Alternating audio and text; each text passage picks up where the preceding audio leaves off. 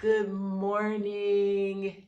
I am about to work out, but I just wanted to share real quick with you all what I do before I head down to my home gym to get my workout on. Yes, I am your girl, Denise Joy. I love all things life-giving, things that nourish your soul, anything from designing a space, making yummy, delicious, good, gorgeous food, and going out enjoying the world.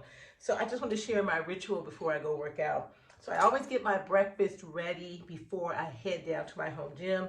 Typically, I have the same thing in one day of a week, and occasionally I'll change things up. But today, I'm having a yummy, yummy apple.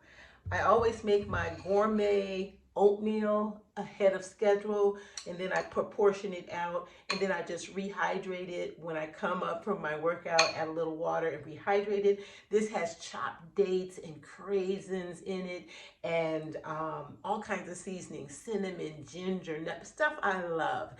Yummy, yummy, yummy. So I hydrate this and I have this. And I'm having a dollop of homemade preserved figs made by my brother-in-law, something made with love. It'll always nourish your soul.